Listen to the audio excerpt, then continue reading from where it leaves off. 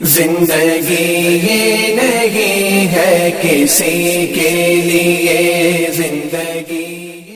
فضیلت کا معاملہ یاد رکھو، اہل سنت کا عقیدہ یہ آج کے گمراہ کر رہے ہیں کہ اہل سنت امیر معاویہ کو بہت بڑا مانتے۔ سن لیجیے ہمارا امیر معاویہ کے بارے میں کیا موقف ہے۔ اہل سنت میں درجوں کے مراتب ہے۔ پہلا درجہ فضیلت کا نبی کے بعد، انبیاء کے بعد خلفائے راشدین، 4 خلفاء سب سے افضل۔ خلفاء کے بعد دوسرے نمبر پر آتے عشرہ مبشرہ، وہ 10 صحابہ کو ہم مانتے فضیلت میں خلفاء کے بعد، جن کو رسول اللہ نے دنیا میں ہی جنت کی بشارت دے دی، جس میں 4 خلفاء ہیں، حضرت ابو عبیدہ ابن جراح ہے، سعد ابن ابی وقاص ہے، حضرت زید ہے، اور اس طرح سے کچھ صحابہ ہے۔ تو ایسے 10 کل صحابہ ہے، 10 جنتی صحابہ، یہ خلفاء کے بعد دوسرا درجہ۔ تیسرے درجے پہ ہم فضیلت میں مانتے ہیں اہل بدر، صحابے اہل بدر، وہ 313 صحابہ جو بدر کی جنگ میں شریک ہوئے، اس وقت اسلام کا ساتھ دیا جب اسلام کو کوئی پرسان حال نہیں تھا، اور نبی کی دعا نے بتایا ان 313 کی اہمیت کہ اے پروردگار اگر آج یہ 313 ختم ہو گئے، قیامت تک دنیا میں تیرا نام لینے والا کوئی نہیں بچے گا۔ تو عشرہ مبشرہ کے بعد تیسرے نمبر پہ کون آتے ہیں؟ اہل۔ چوتھے نمبر پر اہل احد، احد کی جنگ میں جو صحابہ شریک رہے۔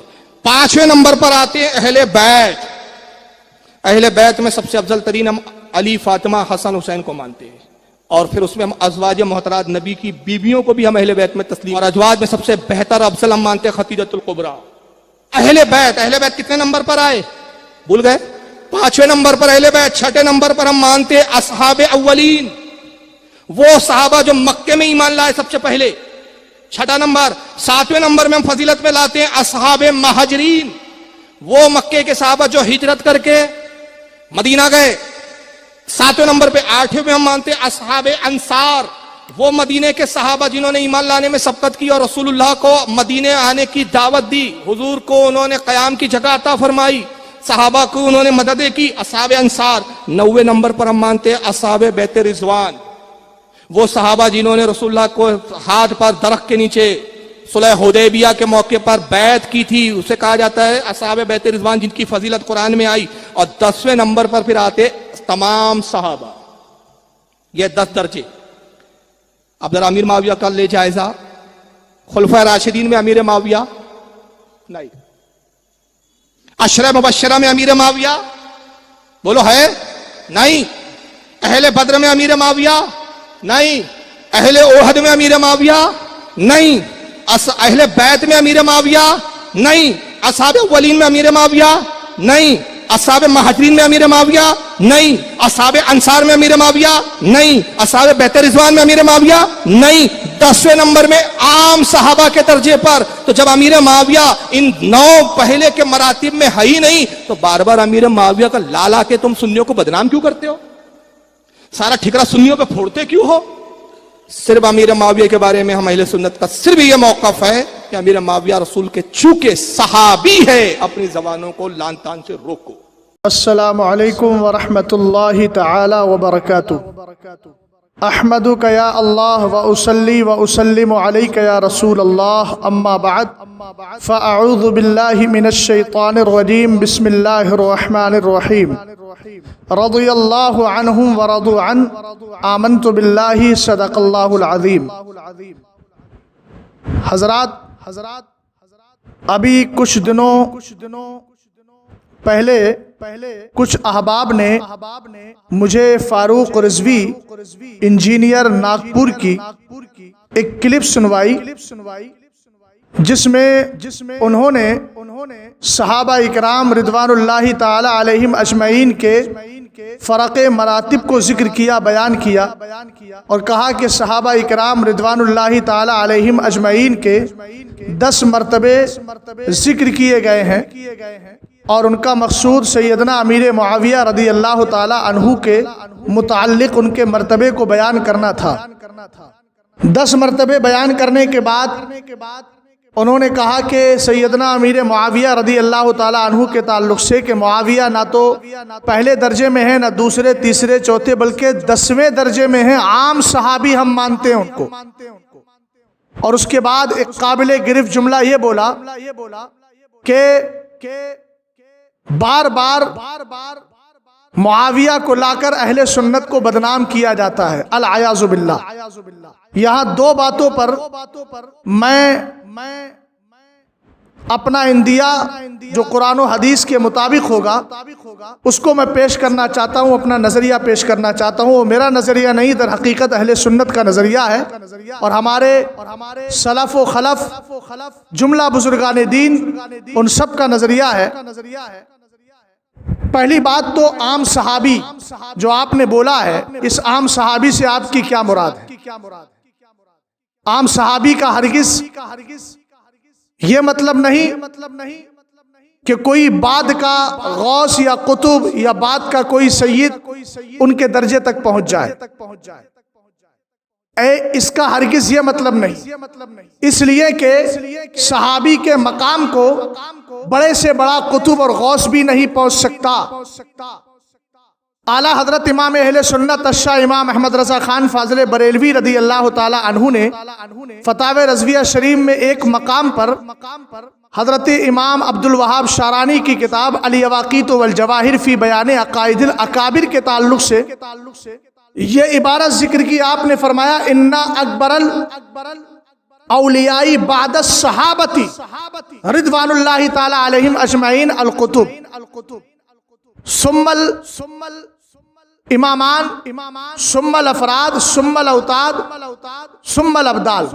آپ نے فرمایا کہ صحابہ اکرام کے بعد سب سے بڑا درجہ اگر کسی کا ہے تو وہ قطب اور غوث کا ہے۔ تو یہاں بعد صحابہ کی جو قید ہے، صحابہ کے بعد، اب اس میں ایسی کوئی تفصیل نہیں ہے کہ عام صحابی یا غیر صحابی، عام صحابی یا خاص صحابی، غیر صحابی نہیں خاص صحابی۔ اب آپ یہ بتائیے کہ صحابہ اکرام کے بعد سب سے بڑا مرتبہ قطب کا ہے، امام عبد الوہاب شارانی نے بعد صحابہ کی قید لگا کر ہمیں یہ بتا دیا کہ کسی صحابی کے مرتبے کو غوث بھی نہیں پہنچ سکتا، اور عام صحابی کہہ کر کہ سیدنا امیر معاویہ رضی اللہ تعالی عنہ کی شان کو اور ان کے مرتبے کو آپ دوسروں کے سامنے کم ظاہر کرنا چاہتے ہیں، العیاذ باللہ۔ رسول کریم علیہ السلام نے مشاجرات صحابہ کے سلسلے میں اور ان سارے حالات پر نظر رکھتے ہوئے تو آقا کریم نے فرمایا تھا دعوا لی اصحابی، میرے صحابہ کو میرے لیے چھوڑ دو، اور فرمایا تھا اذا ذکر اصحابی فامسکوا، جب میرے صحابہ کا ذکر کیا جائے تو اپنی زبان کو خاموش رکھنا۔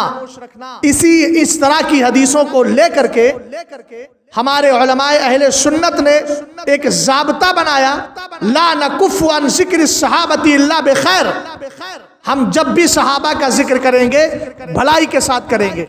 عام صحابی بول کر آپ بتانا کیا چاہ رہے ہیں؟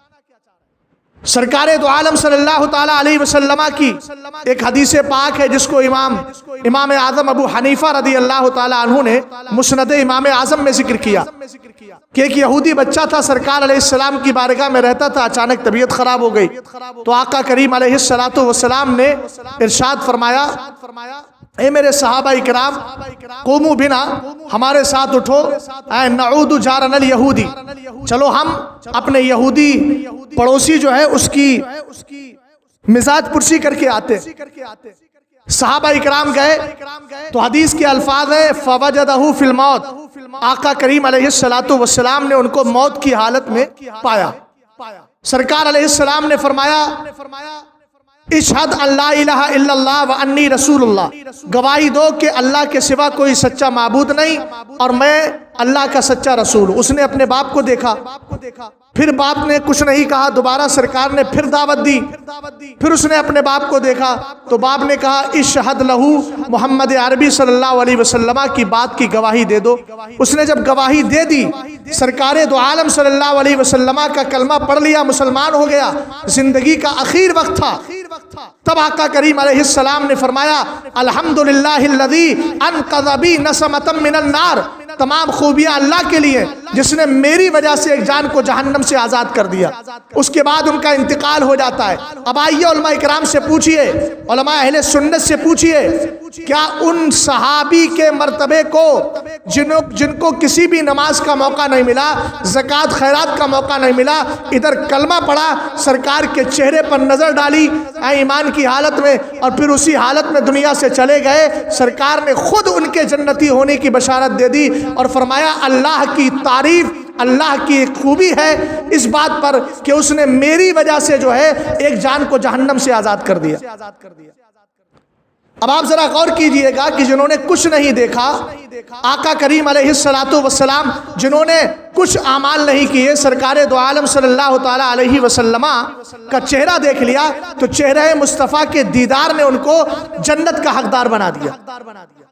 حضرت مجدد الفسانی مکتوبات امام ربانی جلد 2 میں دوسرے حصے میں تحریر فرماتے ہیں حضرت وحشی ابن حرب جنہوں نے سرکار علیہ السلام کے سگے چچا حضرت امیر الشہداء سید الشہداء حمزہ رضی اللہ تعالی عنہ کو شہید کیا تھا, تو سرکار علیہ السلام بہت زیادہ ناراضی کا اظہار فرمایا کرتے تھے.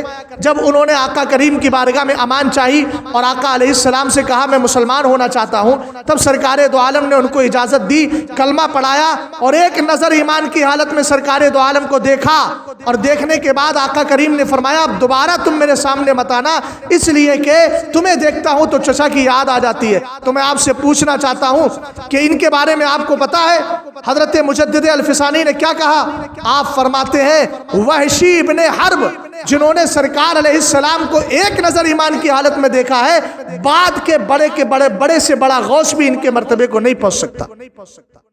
اور سیدنا امیر معاویہ رضی اللہ تعالیٰ عنہ کون ہے؟ علامہ جلال الدین سیوطی تاریخ الخلفاء میں فرماتے ہیں عہد و کتاب رسول اللہ, سرکار علیہ السلام کے کاتبان وحی میں سے ایک کا نام امیر معاویہ ہے. سرکار علیہ السلام پر جب کلمہ اسلام آپ نے پڑھ لیا تھا اور حضرت ابو سفیان بھی مسلمان ہو گئے تھے, فتح مکہ کے موقع پر حضرت ابو سفیان نے آ کر عرض کی سرکار میری خواہش ہے کہ آپ مجھے اجازت دیں, تأمرنی ان اقاتل الکفار کما اقاتل المسلمین, سرکار مجھے اجازت دے میں کافروں سے ایسے ہی لڑوں جیسے میں کفر کی حالت میں مسلمانوں سے لڑا کرتا تھا. سرکار علیہ السلام نے اجازت دے دی. اس کے بعد آپ نے عرض کی معاویہ تو فجعلہ کاتبا بین یدیک, سرکار میری خواہش یہ ہے کہ میرے بیٹے معاویہ کو آپ کاتبان وحی میں شامل فرما لیں. تو سرکار نے اس کو بھی پورا فرمایا. پھر آپ نے عرض کی سرکار مجھے جو ہے آقا علیہ السلام میری ایک بیٹی ہے ام حبیبہ, اس کو اپنے نکاح میں قبول فرما لیں. سرکار نے قبول فرما لیا. وَأَزْوَاجُهُ أُمَّهَاتُهُمْ, سرکار علیہ السلام کی جو ازواج ہے ایمان والوں کی ماں ہے, حضرت امیر معاویہ کی سگی بہن, ہم ایمان والوں کی ماں, قیامت تک جو بھی ایمان والا آئے گا ان کی ماں ہے. اسی لیے ہمارے بزرگوں نے لکھا خال المؤمنین, حضرت امیر معاویہ ایمان والوں کے ماموں ہیں. میں جناب پوچھنا چاہتا ہوں کہ ہمارا اگر کوئی اپنا ماموں شریف ہو, ٹھیک ٹھاک ہو, تو اس کے ذکر سے ہماری بدنامی نہیں ہوتی ہے. تو یہ تو سیدنا امیر معاویہ رضی اللہ تعالیٰ عنہ ہے جو سرکار کے ساتھ جنگوں میں بھی رہے. 163 حدیثیں آپ نے سرکار علیہ السلام کی روایت کی ہے, اور امیر معاویہ کو چھوڑ کر کوئی سنی اپنی سنیت ثابت کر کے مجھے بتا دے, اپنی حقانیت ثابت کر کے مجھے بتا دے. میں آپ سے دعوے کے ساتھ کہتا ہوں, اس لیے کہ جس حدیث کی بنیاد پر ہم اپنے حق ہونے کا قول کرتے ہیں وہ حدیث ہے لا تزال امتی, لا تزال طائفۃ من امتی, لا تزال طائفۃ من امتی علی الناس لا یبالون من خذلهم ولا من نصرهم. سرکار نے فرمایا میری امت کا ایک گروہ لوگوں پر غالب رہے گا, حق پر قائم رہے گا. کوئی مدد کرے تو بھی اس کو پرواہ نہیں, کوئی مدد نہ کرے تو بھی اس کو پرواہ نہیں. اس حدیث کو محترم ہم سب کے سب اپنی حقانیت پر اور اپنی سنیت کے سچا ہونے پر کہ وہ ایک گروہ جو حق پر قائم اور لوگوں پر غالب رہے گا, وہ کون سی جماعت ہے؟ وہ جماعت اہل سنت ہے. آپ پڑھ لیجئے ابن ماجہ کو, اس کے راوی کا نام کیا ہے؟ اس کے راوی کا نام سیدنا امیر معاویہ رضی اللہ تعالیٰ. کس کی بات کر رہے ہیں آپ؟ کیا سیدنا امیر معاویہ یا کسی اور صحابی کے ذکر سے العیاذ باللہ سنیت بدنام ہوتی ہے؟ آقا کریم علیہ الصلوۃ والسلام نے ارشاد فرمایا، آپ فرماتے ہیں النجوم امانۃ للسماء فاذا ذهبت النجوم اتى السماء ما توعد وانا امانۃ لاصحابی فاذا ذهبت انا اتى اصحابی ما يوعدون واصحابی امانۃ لامتی فاذا ذهب اصحابی اتى امتی ما توعد۔ مشکات شریف کو اٹھائیے، سرکار دو عالم صلی اللہ علیہ وسلم نے فرمایا ہے میرے امتیوں، آسمان کے ستارے آسمان کے لیے امان ہے، جس دن ستارے ختم ہوں گے اس دن یہ چاند اور سورج کے ختم ہونے، ستاروں کے ختم ہونے سے آسمان بھی تباہ ہو جائے گا۔ قطعی السیوم نطوی السماء قطعی السجل للکتب، ہم آسمانوں کو ایسی لپیٹ دیں گے کہ جیسے آپ بچہ اپنے رجسٹر کو لپیٹ دیتا ہے۔ تو آپ کو معلوم ہونا چاہیے کہ سرکار دو عالم فرما رہے آسمان کے ستارے آسمان کے لیے امان، یہ میرے نبی نے ایک مثال دے کر سمجھائی۔ پھر آگے میں سرکار فرماتے ہیں وَأَنَا أَمَانَةٌ لِأَصْحَابِي، میں اپنے صحابہ کے لیے امان ہوں، جس دن میں دنیا سے جاؤں گا میرے صحابہ کے درمیان اختلاف پیدا ہوگا۔ اس کے بعد سرکار نے فرمایا وَأَصْحَابِي أَمَانَةٌ لِأُمَّتِي، میرے صحابہ میری امت کے لیے امان ہے۔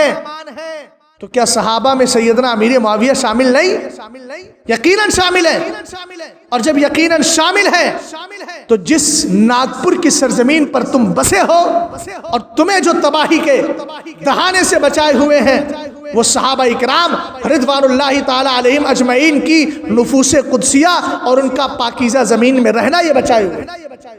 ارے وہ تو بہت بڑی ذات ہے۔ اعلیٰ حضرت امام اہل سنت کو پڑھیے الامن والعلا لنایت المصطفیٰ بدافع البلا میں، میرے امام فرماتے ہیں الابدال، سرکار علیہ السلام نے فرمایا ایک حدیث میں الابدال فی امتی ثلاثون بہم تقوم الارض وبہم تمترون وبہم ترزقون، فرمایا سرکار علیہ السلام نے میری امت میں 30 ابدال ہیں، انہی کی وجہ سے تمہیں روزی ملتی ہے، انہی کی وجہ سے تمہاری زمین تباہ ہونے سے بچی ہوئی ہے، اور انہی کی وجہ سے جو ہے وہ تم پر بارش کا نزول ہوتا ہے۔ اب میں نے امام عبد الوہاب شارانی رضی اللہ تعالیٰ عنہ کی جو سند پیش کی تھی اس میں آپ نے فرمایا تھا صحابہ کے بعد سب سے بڑا مقام کتب کا، اس کے بعد وزیران کا، اور اس کے بعد افراد کا، اس کے بعد اوتاد کا، اور اس کے بعد ابدال کا، یعنی 5ویں درجے پر ابدال آتے ہیں۔ اولیاء امت میں ابدال کا 5واں درجہ ہے۔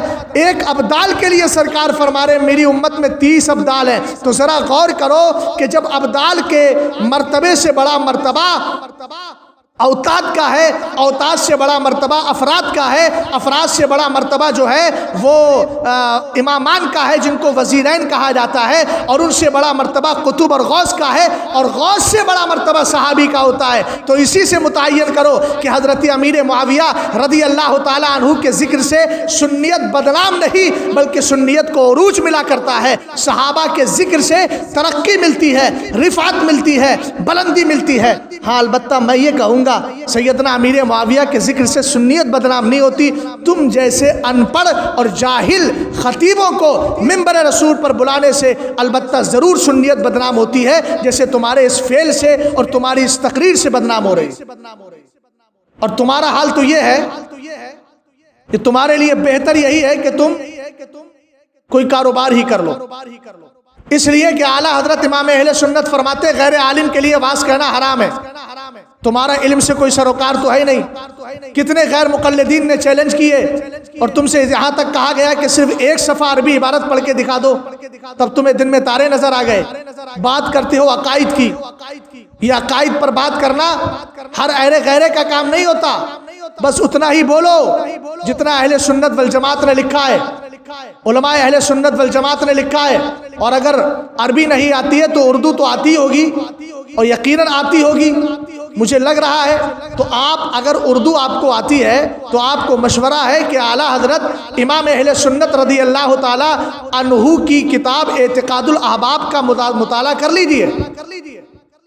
امام اہل سنت رضی اللہ تعالی عنہ نے خود مشاجرات صحابہ کے لیے جو عقیدہ سابعہ ذکر کیا ہے اس میں آپ نے فرمایا کہ ان حضرت علی مولائے کائنات، حضرت طلحہ و زبیر، ام المومنین عائشہ صدیقہ رضی اللہ تعالی عنہم کے باہمی اختلافات میں پڑھنا حرام اشد حرام ہے، اور ان کے اختلافات کی مثال شافعی اور حنفی جیسی ہے۔ تو جس طرح امام شافعی اگر امام اعظم سے اختلاف کرے، امام اعظم امام شافعی سے اختلاف کرے، تو ایک کے مقلد دوسرے امام کو برا نہیں کہتے، دوسرے امام کے مقلد اس امام کو برا نہیں کہتے۔ تو آپ کون ہوتے ہیں جو یہاں پر عام صحابی کی بات کر رہے ہو؟ تمہیں کس نے اس بات کی اجازت دی؟ متکلم اسلام بننے کے لیے پہلے متکلمین کی باتوں کو پڑھنا ہوتا ہے۔ حضرت امیر معاویہ رضی اللہ تعالیٰ عنہ کی شان سمجھنا، ان کے جنتی ہونے کو دیکھنا ہے۔ البدایہ والنہایہ کو پڑھیے۔ ابن عساکر کہتے ہیں مالک ابن عوف نے کہا کہ میں یوحنا نامی کنیسہ میں آرام کر رہا تھا، لیٹا ہوا تھا، جو ان دنوں مسجد بن چکی ہے۔ فرماتے ہیں اچانک میری آنکھ کھلی تو میں نے دیکھا کہ سامنے ایک شیر ہے۔ میں ہتھیار کی طرف بڑھا کہ کہیں مجھے گزن اور تکلیف نہ پہنچا دے۔ ابن عساکر کہتے ہیں مالک ابن عوف نے کہا کہ اللہ نے اس شیر کو بولنے کی قوت عطا فرمائی، اور اس نے کہا انما ارسلت برسالۃ لتبلغھا، کہا میں تمہارے پاس تکلیف پہنچانے نہیں آیا ہوں بلکہ ایک پیغام لے کر کے آیا ہوں۔ تو انہوں نے پوچھا من ارسلک، تجھے بھیجنے والا کون ہے؟ تو شیر نے کہا اللہ، مجھے اللہ نے بھیجا ہے۔ تو کہا چاہتا کیا ہے؟ تو کہا اللہ رب العزت نے کہا ہے معاویہ کو میرا سلام کہو اور ان کو یہ جا کر بتا دو کہ تم جنتی ہو۔ تو حضرت مالک ابن عوف کہتے ہیں میں نے پوچھا کہ کون معاویہ؟ تو اس نے کہا معاویہ ابن ابی سفیان، میں معاویہ ابن ابی سفیان کی بات کر رہا ہوں۔ آپ کون ہوتے ہیں جو اس بات کو کہیں کہ عام صحابی سنیت بدنام ہوتی ہے؟ ارے صحابہ، ارے حدیث پاک میں سرکار نے فرمایا نا عند ذکر الصالحین تنزل الرحمہ، نیکوں کے ذکر کے وقت اللہ کی رحمت کا نزول ہوتا ہے۔ تو کیا سیدنا امیر معاویہ کو آپ نیک نہیں مانتے؟ صحابی سے بڑا نیک کون ہوگا بھائی؟ امت میں صحابہ کے بعد صحابی سے بڑا متقی پرہیزگار کون ہوگا؟ سرکار علیہ السلام نے یہاں تک فرمایا کہ اگر میرے صحابی نے صرف نصف مد، یعنی جس کو 2 کلو 45 گرام کہتے ہیں، اگر کسی نے اتنا بھی خرچ کر دیا ہے، اور ایک آدمی اگر احد پہاڑ کے برابر سونا بھی خرچ کر رہا ہے، تب بھی وہ صحابی کے خرچ کرنے کے برابر نہیں ہو سکتا، اس لیے کہ صحابی کا خلوص اور لاہیت اعلیٰ درجے کی ہے۔